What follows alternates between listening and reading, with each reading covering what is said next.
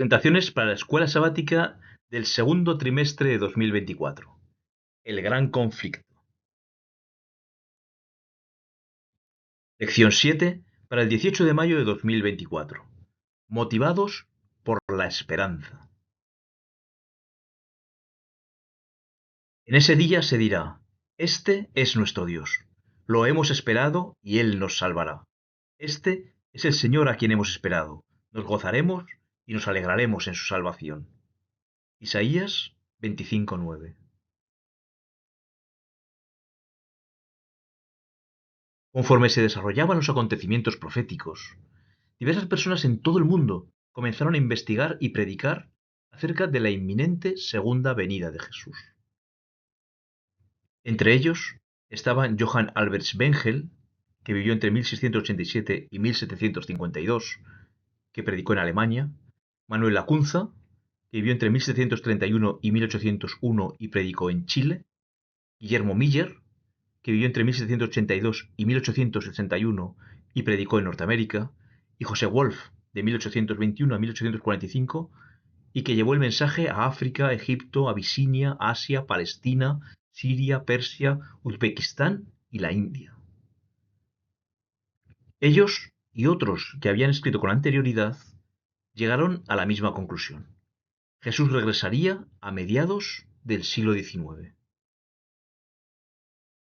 La segunda venida, la esperanza bienaventurada. ¿Cómo vendrá Jesús? Guillermo Miller. ¿Cómo interpretar la Biblia, el tiempo profético y la profecía de los 2300 días?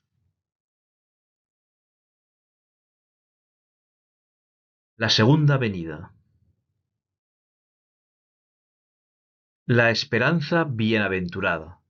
Aguardando la esperanza bienaventurada y la manifestación gloriosa de nuestro gran Dios y Salvador Jesucristo.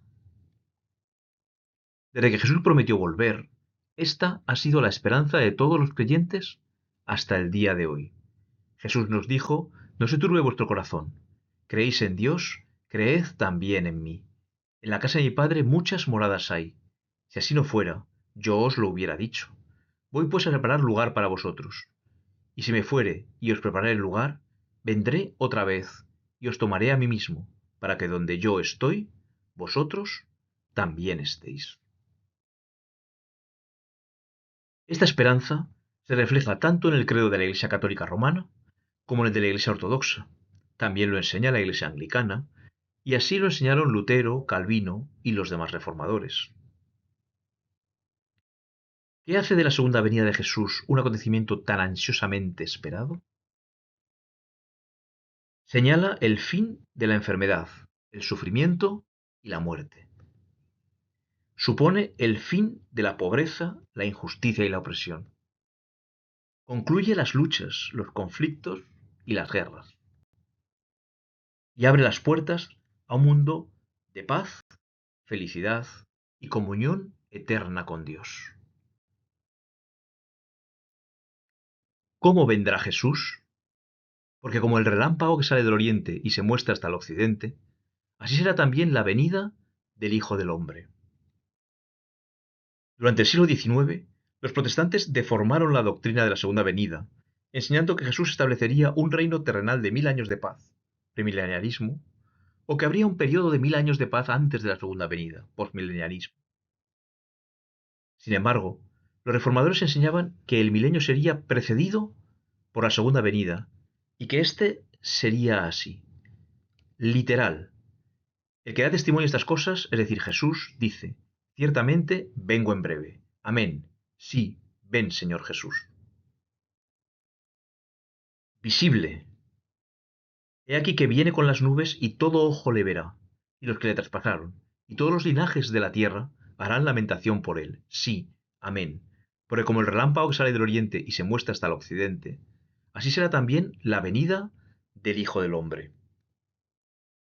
Será audible, porque el Señor mismo, con voz de mando, con voz de arcángel y con trompeta de Dios, descenderá del cielo. En un momento, en un abrir y cerrar de ojos, a la final trompeta, porque se tocará la trompeta, y los muertos serán resucitados incorruptibles, y nosotros seremos transformados.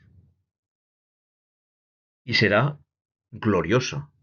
Tampoco queremos, hermanos, que ignoréis acerca de los que duermen, para que no os entristezcáis como los otros que no tienen esperanza.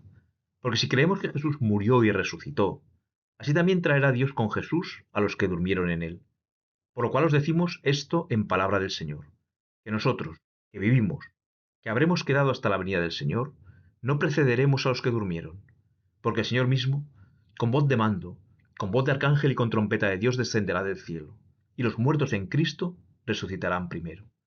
Luego nosotros, los que vivimos, los que hayamos quedado, seremos arrebatados juntamente con ellos en las nubes para recibir al Señor en el aire, y así estaremos siempre con el Señor. Por tanto, alentaos los unos a los otros con estas palabras. En 1 Corintios Pablo nos lo describe también así. He aquí os digo un misterio. No todos dormiremos, pero todos seremos transformados. En un momento, en un abrir y cerrar de ojos, a la final trompeta, porque se tocará la trompeta y los muertos serán resucitados incorruptibles, y nosotros seremos transformados. Porque es necesario que esto corruptible se vista de incorrupción, y esto mortal se vista de inmortalidad. Y cuando esto corruptible se haya vestido de incorrupción, y esto mortal se haya vestido de inmortalidad, entonces se cumplirá la palabra que está escrita. Sorbida es la muerte en victoria. ¿Dónde está, oh muerte, tu aguijón? ¿Dónde, oh sepulcro, tu victoria?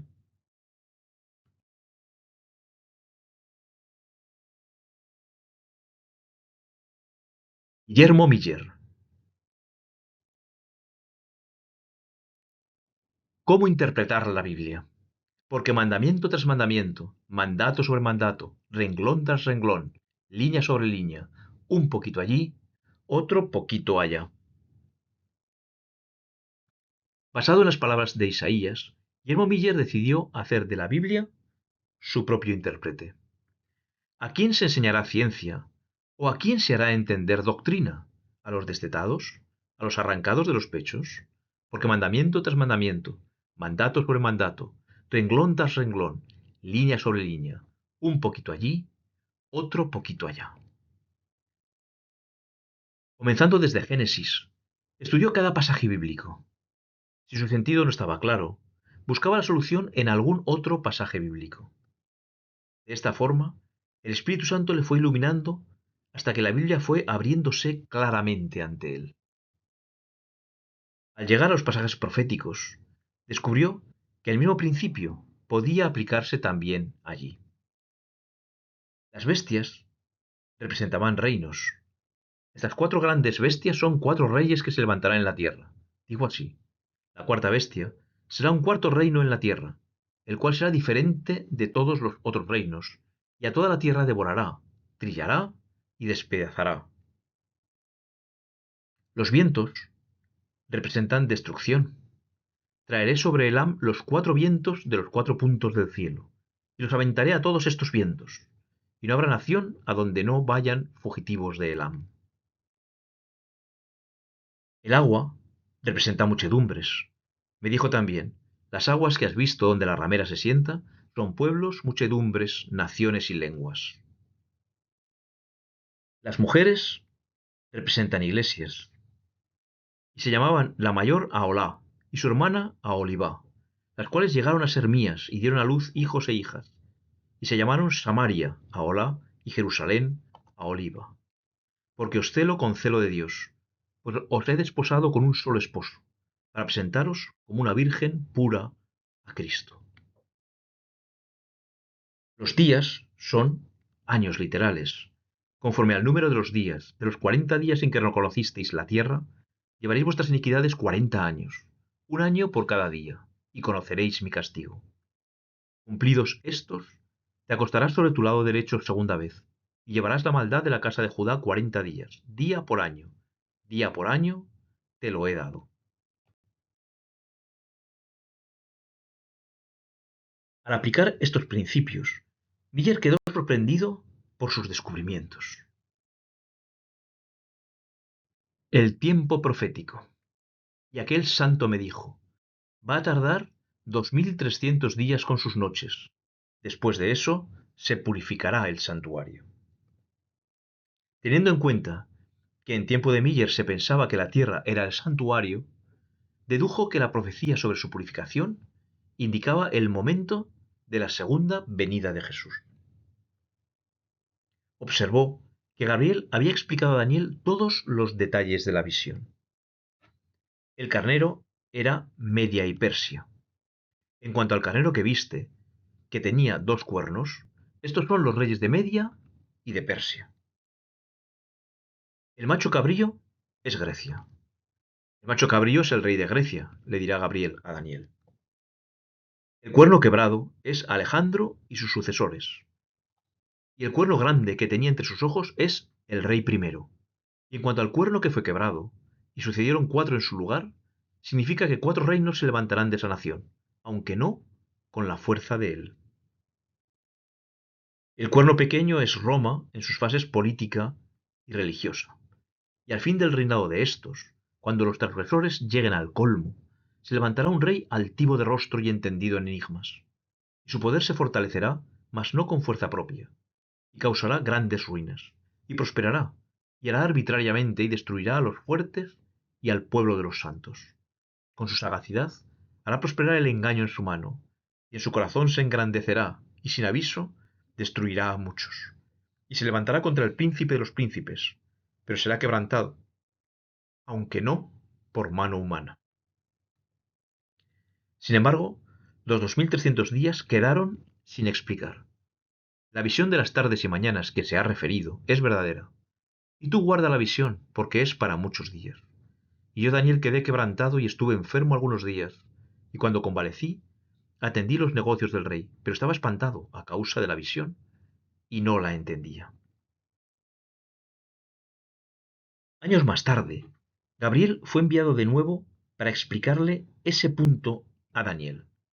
Aún estaba hablando en oración, cuando el varón Gabriel, a quien había visto en la visión al principio, volando con destreza vino a mí como a la hora del sacrificio de la tarde, y me hizo entender. Y habló conmigo diciendo, Daniel, ahora he salido para darte sabiduría y entendimiento. Al principio de tus ruegos fue dada la orden, y yo he venido para enseñártela, porque tú eres muy amado. Entiende pues la orden y entiende la visión. Le explicó que existía un periodo determinado o cortado, y que comenzaría con la salida de la orden para restaurar y edificar Jerusalén. 70 semanas están determinadas sobre tu pueblo y sobre tu santa ciudad, para terminar la prevaricación y poner fin al pecado, y expiar la iniquidad, para traer la justicia perdurable y sellar la visión y la profecía, y ungir al santo de los santos. ¿Sabe pues y entiende? Que desde la salida de la orden para restaurar y edificar a Jerusalén hasta el Mesías príncipe, habrá 7 semanas y 62 semanas. Se volverá a edificar la plaza y el muro en tiempos angustiosos. Si Miller encontraba esta orden, encontraría el comienzo de los 2300 días, que son años. La profecía de los 2300 días.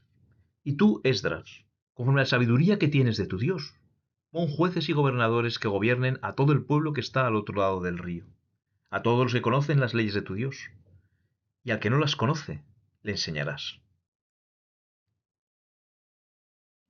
El 7º año de Artajerjes, rey de Persia, se emitió una orden para que Esdras fuese a Jerusalén y tuviese suficiente autonomía política como para terminar la restauración de la ciudad. Y con él, con Esdras, subieron a Jerusalén algunos de los hijos de Israel y de los sacerdotes, levitas, cantores, porteros y sirvientes del templo, en el 7º año del rey Artajerjes. Esta es la copia de la carta que dio el rey Artajerjes al sacerdote Esdras, escriba versado en los mandamientos del Señor y en sus estatutos a Israel. Artajerjes, rey de reyes, a Esdras, sacerdote y escriba erudito en la ley del Dios del cielo. Paz.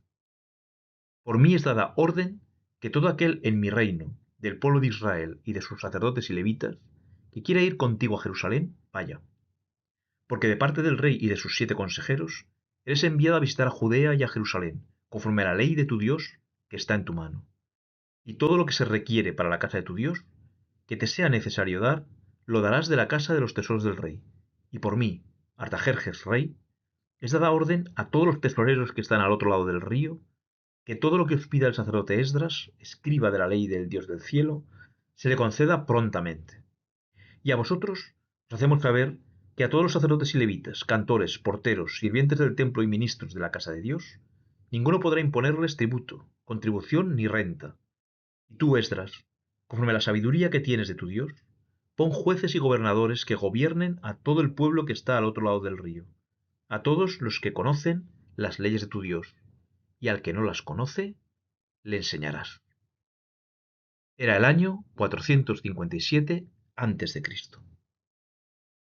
Tal como indica la profecía de las 70 semanas, Jerusalén tardó 49 años en ser reconstruida completamente y pasaron 434 años más hasta la llegada del Mesías.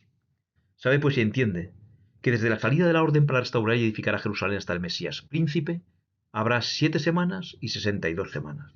Se volverá a edificar la plaza y el muro en tiempos angustiosos. Este cómputo sitúa el bautismo de Jesús el año 27 después de Cristo y el final de las 70 semanas en el año 34 después de Cristo. Encajando las piezas del calendario profético, Miller llegó a la conclusión de que la segunda venida de Jesús ocurriría en algún momento del año 1843. Tras descubrir que se había tenido en cuenta un error, la inexistencia del año cero en la historia, se determinó que Jesús vendría en 1844. 70 semanas están cortadas para tu pueblo y tu santa ciudad. Hasta 2030 tardes y mañanas, luego el santuario será purificado. Esta profecía realmente sabemos que son 2300 años proféticos. Comenzaron en el 457 a.C. con la orden de Artajerjes y concluyen en el año 1844 después de Cristo con la purificación del santuario. Estas primeras 70 semanas, primeros 490 años, según nos dice la profecía, están cortadas especialmente para el pueblo de Israel y comienzan al mismo tiempo que los 2300 años. Las primeras 7 semanas, 49 años, hasta el año 408 Jerusalén fue reconstruida. Y después pasaron 434 años más, 62 semanas. Así llegamos hasta la última semana de estas 70, que comienzan con el ungimiento de Jesús el año 27 y a la mitad de la semana Jesús fue crucificado, año 31 después de Cristo. El resto de la semana concluye el año 34 después de Cristo con el apedreamiento de Esteban. Después tenemos un periodo de 1810 años hasta completar los 2300 días, que será el Evangelio llevado a los gentiles. Una de las verdades más solemnes y más gloriosas que revela la Biblia es la de la segunda venida de Cristo para completar la gran obra de la redención. Al pueblo peregrino de Dios, que por tanto tiempo hubo de morar en región y sombra de muerte, le es dada una valiosa esperanza inspiradora de alegría, con la promesa de la venida de aquel que es la resurrección y la vida, para hacer volver a su propio desterrado. La doctrina del segundo advenimiento es verdaderamente la nota tónica de las Sagradas Escrituras. Todo lo que tenemos que hacer se refiere al día de hoy. Hoy hemos de ser fieles a nuestro cometido. Hoy hemos de amar a Dios con todo el corazón y a nuestro prójimo como a nosotros mismos. Hoy hemos de resistir las tentaciones del enemigo y obtener el triunfo mediante la gracia de Cristo. Así, estaremos velando y esperando la venida de Cristo. Debiéramos vivir cada día como si fuera el último de nuestra existencia en esta tierra. Si supiéramos que Cristo viene mañana, ¿no diríamos hoy todas las palabras bondadosas y realizaríamos todos los actos abnegados que pudiéramos?